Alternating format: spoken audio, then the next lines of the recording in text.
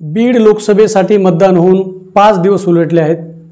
कोण निवडून येणार हीच आता सर्वत्र चर्चा आहे। जातीय समीकरणाला या निवडणुकीत फार महत्त्व आलेले आहे। त्यामुळे आपण या ठिकाणी जाणून घेणार आहोत की अंदाजित जातीय आकडेवारीनुसार विजय कोणाचा होऊ शकतो। परळी आणि आष्टी विधानसभेची भूमिका पंकजा मुंडे यांच्यासाठी नेमकी निर्णायक कशी ठरणार आहे हे आपण या ठिकाणी मुद्देसूद जाणून घेणार आहोत। कोणत्या समाजाची मते कोणाला कशी पडणार आहेत हे या ठिकाणी आपण पाहणार आहोत। प्रत्येक विधानसभा मतदारसंघात जातनिहाय मते कशी पडणार आहेत याचा अंदाज आपण या ठिकाणी बांधणार आहोत। त्यामुळे मित्रांनो, व्हिडिओ जरी थोडा मोठा झाला तरी व्हिडिओ शेवटपर्यंत पहा, कारण या व्हिडिओच्या माध्यमातून आपण माणुसकी लाईव्हचा एक्झिट पोल या ठिकाणी आपण सांगणार आहोत की नेमका विजय कोणाचा होऊ शकतो आणि कोणत्या आधारावर होऊ शकतो। नमस्कार, आपण पाहतात माणुसकी लाईव्ह न्यूज चॅनल। मी अशोक खाडे। चॅनलवर नवीन असाल तर माणुसकी लाईव्ह या चॅनलला सबस्क्राइब करा, शेअर करा आणि कमेंट पण करा। चला तर मूळ मुद्द्याकडे आपण वळूया। या ठिकाणी मित्रांनो, निवडणूक पार पडलेली आहे। बरेच जण हे निवडून येतात, ते निवडून येणार आहेत, कुणी जातीय अंदाज बांधत आहेत। पंकजा मुंडे की बजरंग सोनवणे यांचा विजय होणार याविषयी आता गावागावात आणि शहरातील नेमका विजय कोणाचा होणार आहे, गावागावात, शहरात आणि टपऱ्यावर, हॉटेलमध्ये सुद्धा चर्चा रंगू लागली आहे। ही निवडणूक जरांगे फॅक्टरमुळे पंकजा मुंडे यांना बऱ्यापैकी जड गेली। बजरंग सोनवणे आणि पंकजा मुंडे असा जरी सामना असला तरी खऱ्या अर्थानं पंकजा मुंडे विरुद्ध अप्रत्यक्षरित्या मनोज जरांगे पाटील असाच सामना रंगला आहे, कारण त्यांच्या विचाराच्या प्रभावामुळे पंकजा मुंडे यांना ही निवडणूक जड गेली। लोकसभेच्या निवडणुकीमध्ये नाही म्हटलं तरी 2009 पासून जातीय रंग येत आहेत। मराठा आणि त्यानंतर वंजारी यांची सर्वाधिक मतदार असणारा हा मतदारसंघ आहे। त्यामुळे कोणतीही निवडणूक असली तरी मराठा विरुद्ध वंजारी असा निवडणुकीपुरता तरी सामना पाहायला मिळतो। निवडणुका संपल्यावर पुन्हा वर्षानुवर्षे असलेले ऋणानुबंध जपण्याचे काम जिल्ह्यातील बहादर जनता करते, हे पण यापूर्वी आपण पाहिलेलं आहे। आता आपण जाणून घेऊया की नेमकं बीड लोकसभा मतदारसंघातील जातीय समीकरण काय सांगतं, कोणत्या समाजाची मते कोणाला कशी पडणार आहेत याचा अंदाज या ठिकाणी आपण घेणार आहोत। या व्हिडिओच्या माध्यमातून आपण जातीय समीकरण कसं आहे हे जाणून घेणार आहोत।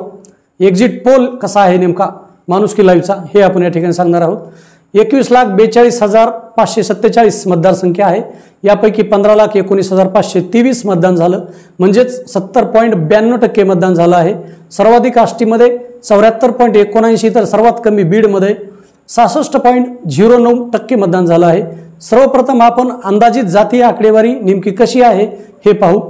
मराठा समाज 6,50,000, वंजारी समाज 4,60,000, मुस्लिम समाज 2,52,000, ब्राह्मण मारवाडी समाज 52,000, वंजारी सोडता इतर ओबीसी समाज 4,40,000, मागासवर्गीय व इतर मागासवर्गीय समाज 2,88,547 ही अंदाजित आकडेवारी आहे। याबद्दल आम्ही खात्री देऊ शकत नाही। आता यामध्ये आपण पाहूया की नेमका मतदान कसं झालं। यामध्ये मराठा 5,21,900, वंजारी 3,42,210, ओबीसी 2,83,827, मुस्लिम 1,69,286, मारवाडी ब्राह्मण 41,800 आणि मागासवर्गीय व इतर मागासवर्गीय समाज 1,60,500 असं मतदान झाल्याचा अंदाज आहे। आता आपण पाहूया विधानसभा निहाय कोणत्या समाज किती आहे आणि मतदान नेमकं किती झालं याचा अंदाज आपण या ठिकाणी पाहूया। यामध्ये गेवराई आहे। गेवराईमध्ये 1,02,200, वंजारी समाज 25,130, ओबीसी 78,961, मुस्लिम 25,000, ब्राह्मण मारवाडी 4,800, मागासवर्गीय समाज 24,500 असून या मतदारसंघात वंजारी समाजाची मतदारसंख्या कमी आहे, तर मराठा आणि वंजारी इतर ओबीसी समाजाची संख्या मोठ्या प्रमाणात आहे। पंकजा मुंडे यांना अंदाजित 1,05,043, तर बजरंग सोनवणे यांना 1,37,176 मते मिळू शकतात। त्यामुळे बजरंग सोनवणे यांना गेवराई विधानसभा मतदारसंघातून 32,133 मतांची आघाडी मिळण्याचा अंदाज आहे। पंकजा मुंडे यांना मराठा समाजाचे जर 10% मते मिळाली झालेल्या मतदानापैकी, तर ही लीड बजरंग सोनवणेंची कमी होऊन 27,023 मतावर येऊ शकते। आता यानंतर आपण पाहू आष्टी विधानसभा मतदारसंघामध्ये मराठा समाज 1,04,000, वंजारी समाज 80,000, ओबीसी 51,928, मुस्लिम 21,520, ब्राह्मण मारवाडी 5,300, मागासवर्गीय समाज 17,000 एकंदरीत अंदाज आहे असं मतदान झाल्याचा। या मतदारसंघात सुरेश धस, आमदार सुरेश धस, आमदार बाळासाहेब आजबे, माजी आमदार भीमराव धोंडे या तिघांनी ताकद लावलेली आहे। त्यामुळे परळीनंतर भाजपचा हा बीड जिल्ह्यातील खरा दुसरा बालेकिल्ला आहे। त्यामुळे या मतदारसंघामध्ये पंकजा मुंडे यांना 1,49,340, बजरंग सोनवणे 1,15,882 मते मिळाल्याचा अंदाज आहे। त्यामुळे पंकजा मुंडे यांना 33,458 मतांची आघाडी मिळण्याचा अंदाज वर्तवला जात आहे। तर यानंतर बीड मतदारसंघामध्ये मराठा समाज 82,800, वंजारी समाज 25,200, ओबीसी समाज 41,277, मुस्लिम समाज 47,000, ब्राह्मण मारवाडी 11,200, मागासवर्गीय समाज 33,600 एवढं त्यांचं मतदान झाल्याचा अंदाज आहे। पंकजा मुंडे यांना 82,044 मते, बजरंग सोनवणे 1,33,779 मते मिळाल्याचा अंदाज असून बजरंग सोनवणे यांना 41,735 मतांची आघाडी मिळण्याचा अंदाज वर्तवला जातो। आता आपण पाहूया केज मतदारसंघामध्ये मतदान नेमकं कसं झालं असेल। मराठा समाज 87,800, वंजारी समाज 72,500, ओबीसी समाज 29,400, ब्राह्मण मारवाडी समाज 12,400, मुस्लिम समाज 26,979 आणि मागासवर्गीय समाज 33,800। तर मित्रांनो यामध्ये पंकजा मुंडे यांना 1,18,696, बजरंग सोनवणे यांना 1,26,189, तर अशोक हिंगे यांना 11,360 मते मिळाल्याचा अंदाज आहे। या मतदारसंघामध्ये बजरंग सोनवणे यांना 7,493 मताची आघाडी मिळण्याचा अंदाज वर्तवला जात आहे। तर आपण पाहूया माजलगाव मतदारसंघामध्ये नेमकं मतदान कसं झालं आहे आणि कुणाला मतदान पडलं आहे किंवा पडू शकतं। माजलगाव विधानसभा मतदारसंघामध्ये मराठा समाज आहे 82,000, मराठा समाजाचं मतदान झालं आहे 82,490, वंजारी समाज 63,470, ओबीसी 41,000, मुस्लिम 23,530, ब्राह्मण मारवाडी 5,000 आणि मागासवर्गीय समाज 27,000 मतदान झाल्याचा अंदाज आहे। या मतदारसंघामध्ये बजरंग सोनवणे यांना 7,117 मतांची आघाडी मिळण्याचा अंदाज वर्तवला जात आहे।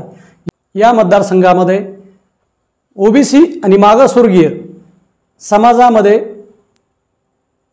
सोनवणे यांना मतांचा टक्का जर वाढला पंकजा मुंडे यांच्यापेक्षा तर बजरंग सोनवणे यांचं मताधिक्य 15,000 ते 20,000पर्यंत जाऊ शकतं असाही अंदाज आहे। मुंडे बहीण भावाचा बालेकिल्ला असलेला परळी मतदारसंघामध्ये खऱ्या अर्थानं पंकजा मुंडेंच्या निकालाच्या बाबतीमध्ये निर्णायक भूमिका ठरणार आहे। कारण परळीमध्ये मुंडे बहीण भाऊ वगळता इतर कोणताही नेता अद्याप प्रभाव टाकू शकलेला नाही। या मतदारसंघात मराठा 58,610, वंजारी 75,910, ओबीसी 41,238, मुस्लिम समाज 25,300, ब्राह्मण समाज 7,100, मागासवर्गीय समाज 24,600 यांचं मतदान झाल्याचा अंदाज आहे। मुंडे बहीण भावाचा प्रभाव जास्त असल्यामुळं मराठा, मुस्लिम आणि मागासवर्गीयाचंच मतदान मोठ्या प्रमाणात पंकजा मुंडे यांना झाल्याचा अंदाज आहे। त्यामुळे या मतदारसंघामध्ये पंकजा मुंडे यांना 1,61,574, बजरंग सोनवणे यांना 61,116 मते मिळाल्याचा अंदाज असून पंकजा मुंडे यांना या मतदारसंघातून 1,04,58 मतांची विक्रमी आघाडी मिळण्याचा अंदाज आहे।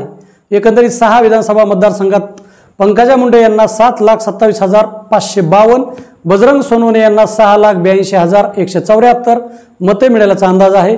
त्यामुळे पंकजा मुंडे यांचा 45,378 मतांनी विजयी होऊ शकतो असंही म्हटलं जात आहे, असा अंदाज वर्तवला जात आहे। या निवडणुकीमध्ये वंचित बहुजन आघाडीचे उमेदवार अशोक हिंगे यांना 72,640 तर अपक्ष उमेदवारांना 37,257 मते मिळण्याचा अंदाज आहे। मुस्लिम समाजाचे 18 उमेदवार असून या उमेदवारांना जर प्रत्येक उमेदवाराला 2-3 हजार जर मतं जर मिळाले तर बजरंग सोनवणे यांच्या पारड्यातील मते कमी होऊन पंकजा मुंडे यांची आघाडी वाढू शकते असंही म्हटलं जात आहे। त्यामुळे मित्रांनो हा माणुसकी न्यूजचा एक्झिट पोल आहे। आपल्याला हा एक्झिट पोल कसा वाटला हे आम्हाला कमेंट बॉक्समध्ये जाऊन कळवा।